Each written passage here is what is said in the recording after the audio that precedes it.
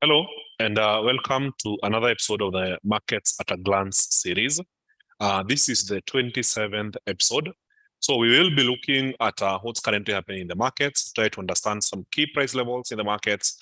And once we are through with that, then we also look at what to expect in the New York session. So remember, main reason that we hold this session at exactly this time is to be prepared ahead of the New York market open. So this is when the American banks are opening. This is when the American traders are joining the markets. And of course, this is the most volatile trading session of all the sessions available. So, so far, we have had quite a number of things happening. Some of the key highlights are in the crypto industry, where we have seen the SEC sue Binance for securities violations. And just recently, a couple of minutes ago, it was revealed that the SEC has also sued Coinbase. So we will be expecting out of volatility in Coinbase shares.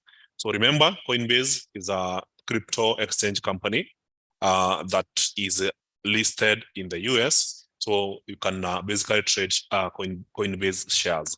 So just to give you a brief highlight, just from the announcement that the SEC has sued Coinbase, you can see that there is already a very sharp drop that has happened pre-market. So the stock is about to open with a big gap towards the downside, which is equivalent to 17.47% of the share. So the moment you hear that a company has been sued by SEC for securities violations, on one hand, there's the outright risk that the company could be closed down. The other one is that the company could be slapped with a big fine, and this would lead to a low valuation of the company. So in this case, you can already see how fast it's going. Just a moment ago, it was 17%. Now we are looking at 18.66%, and this could even go lower. So the widespread fear is quite crazy right now. So also, if you look at the cryptocurrencies, I want to just show you a brief highlight of how they are performing. So from the announcements, the top two biggest exchanges in the world are being sued by the SEC, which is basically the Securities and Exchange Commission of the US. Then you can see Bitcoin is down 4%, Ethereum 3%, Binance, which is among the companies being being sued, is down 8.14%. If you look at Ripple, down 5%, Cardano 6%, Dogecoin 7%, Solana 9%, Polygon 9%, Tron 3%, Litecoin 6%, Polkadot 4%, Binance USD. The stablecoins don't move much. So Avalanche 5%, Shiba Inu 6%, and so on. So most of these are in the red zone as a result of the fear of contagion, as it has happened before, especially with the collapse of FTX among other exchanges. So that's one key thing to factor in the market, especially if you are a cryptocurrency trader, then you should know that that's a top risk in the market right now. So besides this, we know that there was a big surprise early this morning, and the surprise came in from the Reserve Bank of Australia, which was holding a meeting. On this meeting, we are expecting them to vote on interest rates, and the overall market consensus was that the Reserve Bank of Australia would hold rates at the current level, which was 3.85%. However, considering the data that they have been seeing over the month, they decided to go past the consensus, and they hiked interest rates by 25 basis points. So interest rates in Australia moved from 3.85% to 4.10%. So as a result of this, there was an increased optimism in buying the Australian dollar currency. So if you go to your charts and you look at AUD-USD among other Australian dollar pairs, then you'd notice that there was this big spike happening in the morning. So since then, the market has pulled back downwards in more or less of a consolidation, broken to the upper side, went back, retested, and now it may seem like we have a bottom where the market is now set for a rally in the continuation of the original move.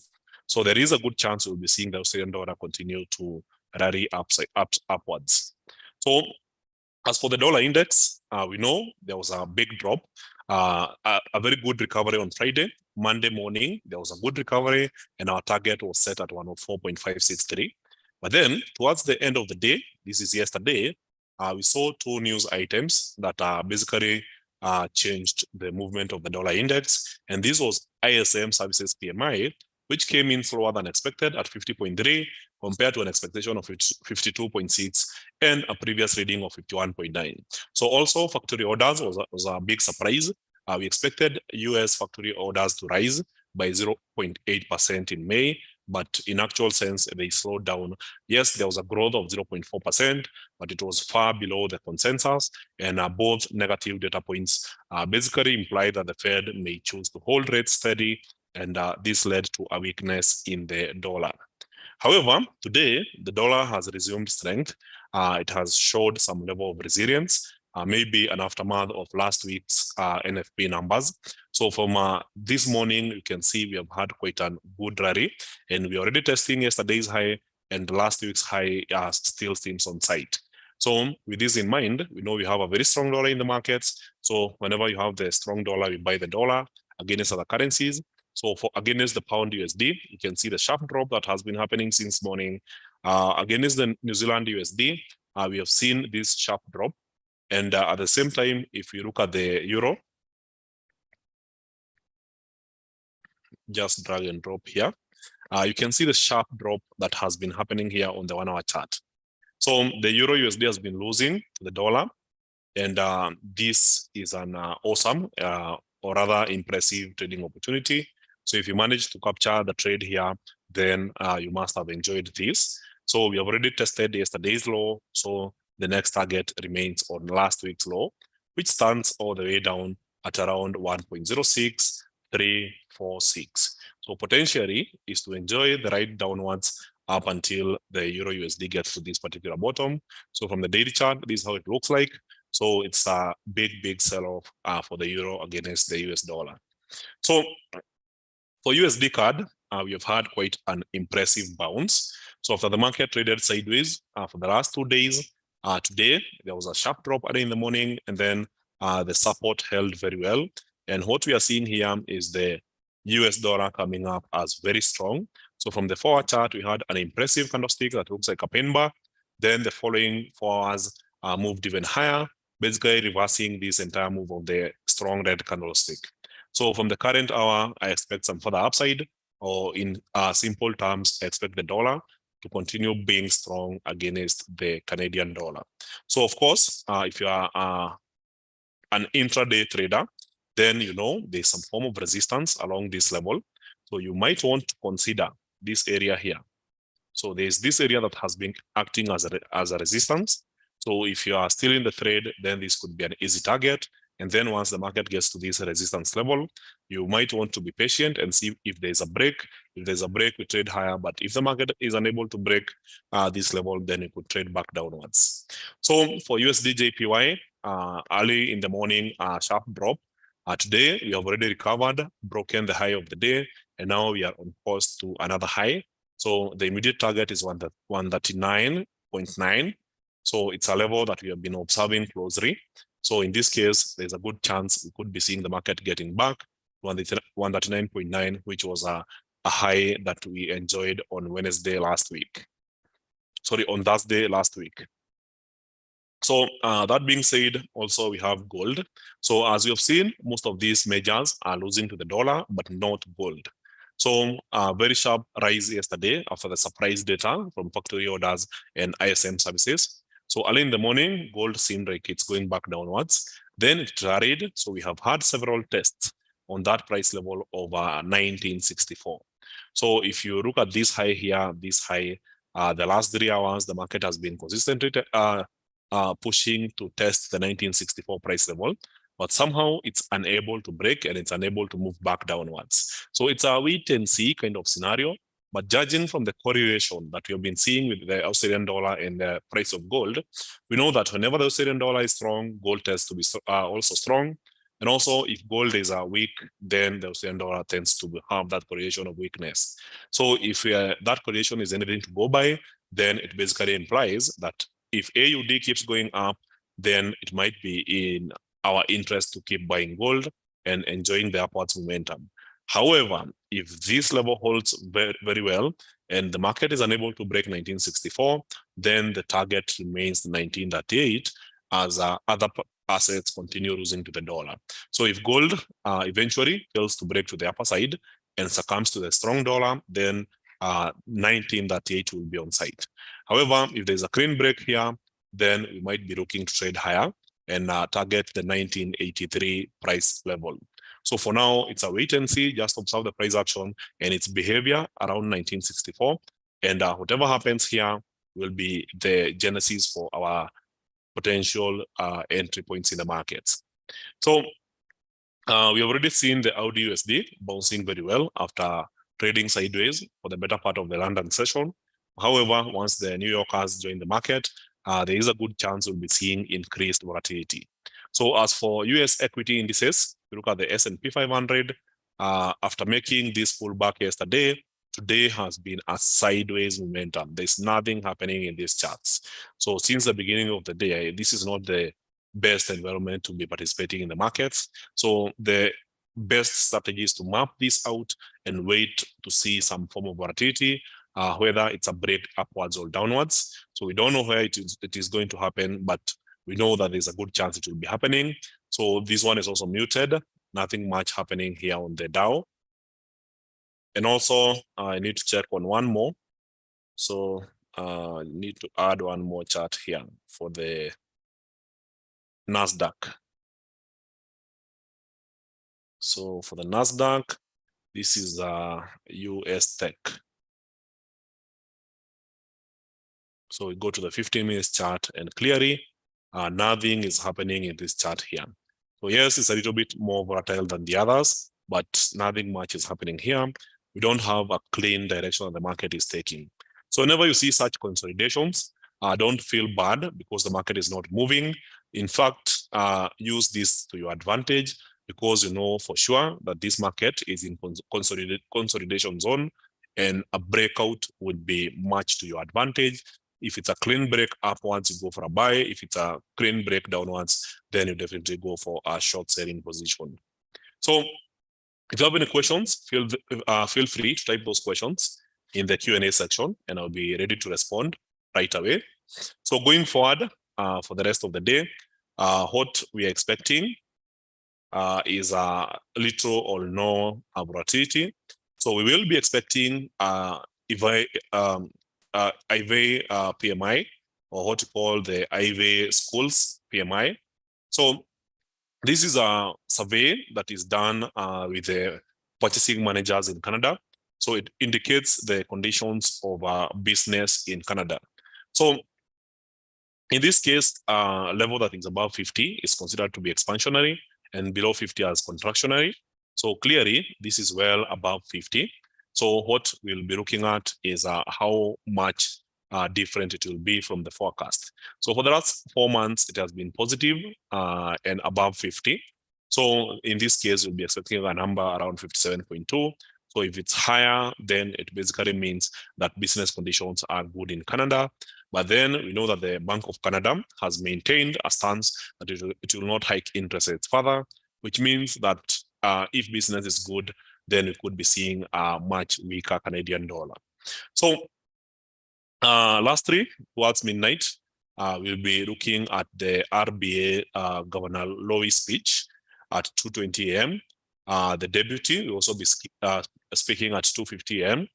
Then Australian GDP in forecast 4:30 a.m.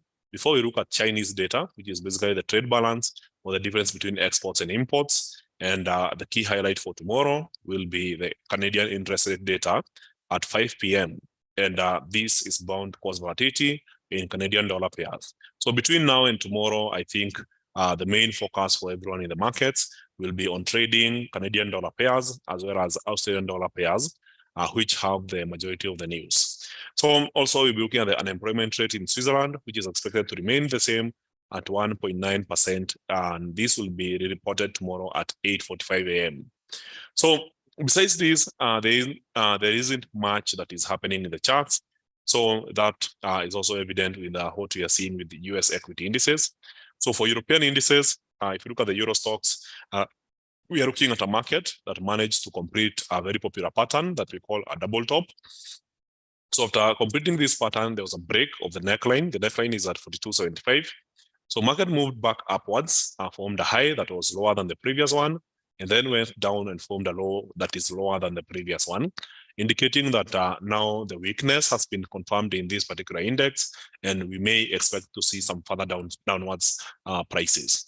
So yet another swing all the way up, and towards the end of last week, we managed to form another high that is lower than the previous high, and now we are on course towards the lower direction. So right now, the chart is holding off at 42.81, but the expectation is that this price continues pushing further downwards. So there is a good chance we'll be seeing the Euro stocks drop all the way down to around 42.31, or even lower to form another lower low. So short-term target remains 42.31. So for the UK 100, or what we call the FTSE, FTSE, it's the benchmark index in London. It basically shows a market that has been pushing further downwards. So traded sideways for about 3 weeks, broke down to the lower side. Last week kept going down before making an impressive recovery. And now we are seeing a very popular pattern, which I can describe as an inverted head and shoulder. So if you were to take this as the first shoulder and the second move here as the head, then the other shoulder would appear just at the same level as the first shoulder here. And it played out quite well over the last couple of hours. So the market dropped all the way down, got to this other shoulder, bounced off, reversed the movement. And now, in order to complete the pattern, I expect the London 100 index to rally all the way up to 76.47. So the target now is so simple. I expect the market to get to 76.47. And once you get there, then we'll be observing price action for either a break or some form of retracement. So that's it for today. I'll be looking at any questions, answer them before we end the session. So good to be here for the market updates. Thank you, Esther. Hello, Trapsked. Gold today is holding tight. Yes, as I mentioned, there seems to be a very strong correlation between gold and Australian dollar. So the fact that the Australian dollar is making a rally is also supporting the gold rally. Audit JPY, I mean, these trades currently floating in profits. Congrats, Victor. Is it advisable to counter trade, especially for a dormant chart? Counter trade, if you're talking about trading against the existing trend, then there has to be some signs of weakness. Otherwise, you'll be just burning your fingers. However, if the market is moving in the right direction and you want to counter, you have to observe for some level of weakness so that you can trade against that momentum. So gold analysis, we have already done that. So apologies, Hesbon, I know you probably joined late.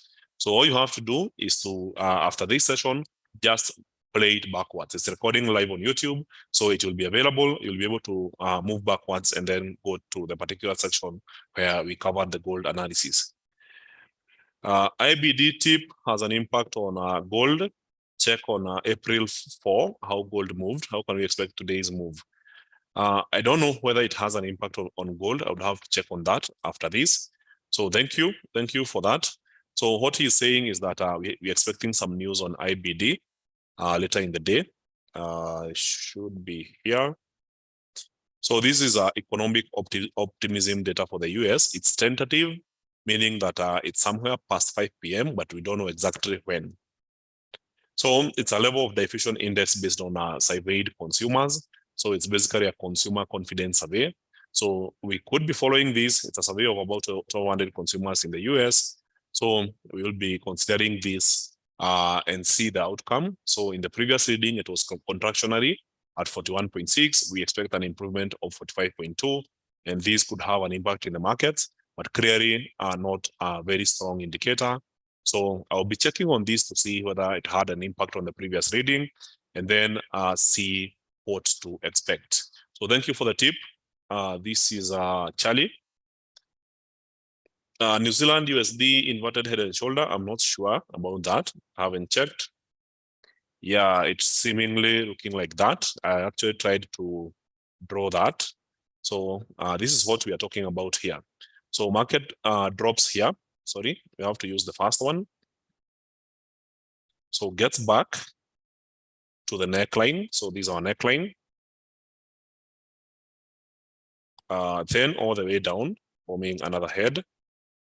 So it's not a very straightforward head and shoulder pattern, but the idea is there. So market gets back here and then drops further down. So when I was drawing these trend lines, I was trying to build a case on that, but clearly this was not completed. So for the pattern to complete, the market would have to get to that area there. And then we would say we have a complete inverted head and shoulder, and then we'll be looking to trade upwards. So for now, it's pushing back downwards towards this red trend line. And if it breaks here, then it basically implies that we don't have an inverted head and shoulder, and the dollar is being too strong for other currencies, including the New Zealand USD currency pair. So in this case, just be on the lookout. If it completes well and good, but for now, it's this high versus a lower high here, which implies some level of weakness. So here you have this low versus this low, which is higher. But then if the market goes for a lower high, then the entire thesis about an inverted head and shoulder would be wiped out. However, judging from the struggle from the first shoulder, there could also be some struggle on the second shoulder. So we just have to be patient and see what happens. Dollar versus dollar, that's weird. I don't understand what that means. So thank you guys. Thank you, Rodney, Vandy, Alex, Hesbon, and everyone else who participated in this session.